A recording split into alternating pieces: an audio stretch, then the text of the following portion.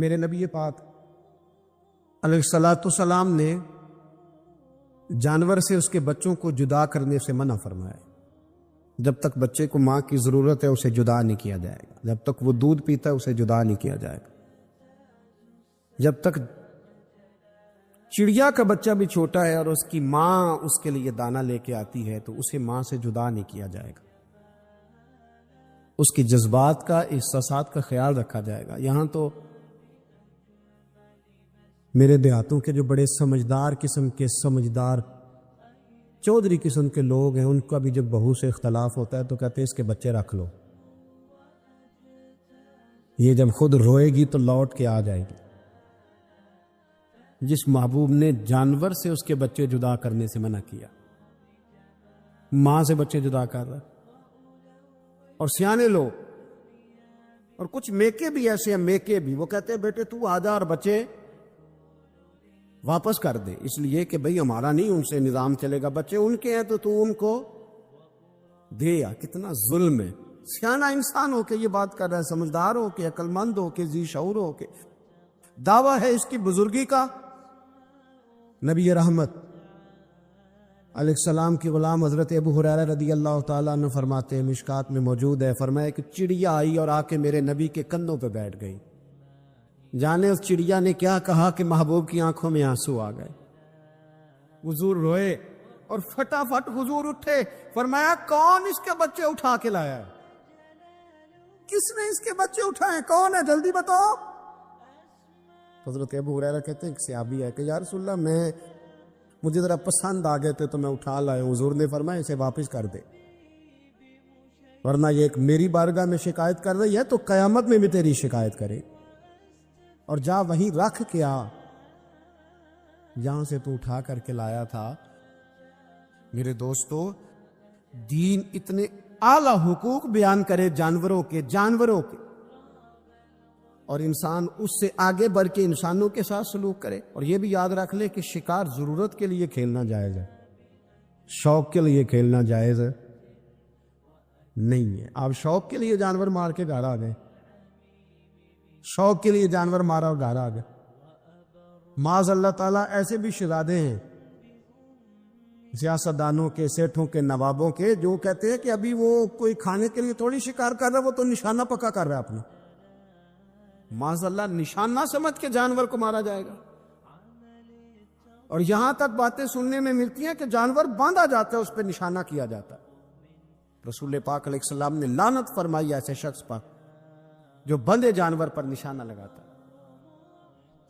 یہ ہمارے شوق ہیں، یہ بڑائی کی علامت ہے۔ 4 پیسے آیا تو لوگوں نے یہ شوق پال لیے، اور بے دریغ جانوروں پر لوگ بندوقیں اٹھائے گھومتے ہیں۔ حضرت محی الدین ابن عربی کہا کرتے ہیں کہ جس کو پورا ہفتہ ہو گیا نا، وہ طریقت کا مسافر بھی۔ جاگ رہے ہیں آپ حضرات؟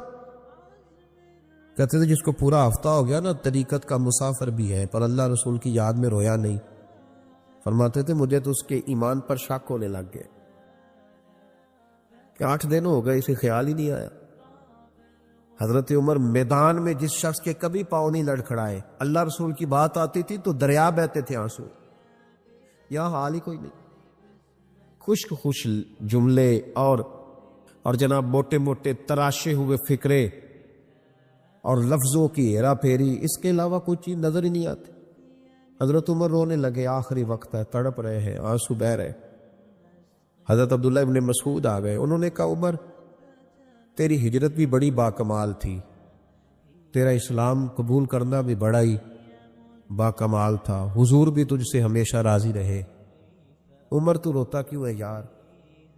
بات تو یہ ہے کہ جب تو نے خلافت سنبھالی تو پھر تیرے طریقے بھی باکمال ہی تھے، اور جب تو میدان میں اترتا تو پھر بھی تیرے معاملات باکمال تھے، اور جب تو مال غنیمت بانٹتا تھا پھر بھی تو باکمال۔ یار ہر موقع پہ تو باکمال تھا تو جاتے دفعہ روتا کیوں ہے؟ ان کا استغفار دیکھو، ان کی توبہ دیکھو۔ حضرت عمر پھر رو پڑے، کہنے لگے عبداللہ لوگوں کو میری نیکیوں کا پتہ ہے، گناہوں کا تو نہیں نا پتہ۔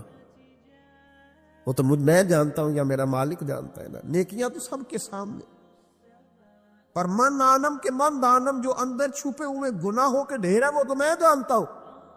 تو نے میرے کلمہ پڑھنے سے لے کر میری حکومت تک میری ساری نیکیاں گنوائی ہیں، اب دعا کر میرے لیے کہ رب میری نیکیاں اور بدیاں برابر برابر کر دے، مجھے درجہ نہیں چاہیے، بس اللہ مجھے معاف کر دے۔ درجوں کی ضرورت نہیں ہے۔ یہاں تو لوگ درجات لے کے بیٹھے۔ حافظ کہتا ہے کہ میں جتنے آیتیں ہوں گی اتنے میرے درجے بلند ہوں گے۔ پہلے درجے والا کام تو کوئی کرما۔ مولانا کہتے ہیں کہ نور کے ممبر پہ بیٹھوں گا، بھائی پہلے بتا نور کے ممبر کی طرف تیرا سفر بھی جاری ہے کہ نہیں؟ تاجر کہتا ہے کہ میں سخاوت کروں گا تو حضرت عثمان کے ساتھ جگہ ملے گی، پر حضرت عثمان کی سخاوت اور اپنی سخاوت کا فرق بھی دیکھ۔ مجاہد کہتا ہے کہ میں نبی پاک کے جہاد والے صحابہ کی پشت پہ رہوں گا تو پہلے اپنے کام تو دیکھ۔ اور جب ساری باتیں سمجھ میں نہ آئے تو پھر اللہ کی بارگاہ میں استغفار کا، پھر بیٹھ۔ بڑے لوگ استغفار کرتے، معافی چاہتے، اور یہ استغفار پھر اتنا کرم کرتا، اتنی آسانی کرتا، اس قدر بہتری کرتا کہ وہ مانگ تو اپنے گناہوں کی معافی رہے ہوتے تھے اور اللہ رحمتوں کے دروازے کھول دیتا تھا۔ اللہ ان پر کرم کے، ایک ہوتا ہے خوف، ایک ہوتی ہے خشیت۔ خوف والے لوگ توبہ کرتے ہیں، خشیت والے استغفار کرتے ہیں۔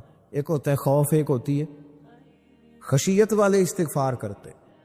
نبی کریم علیہ السلام نے فرمایا میں دن میں 100 مرتبہ استغفار کرتا۔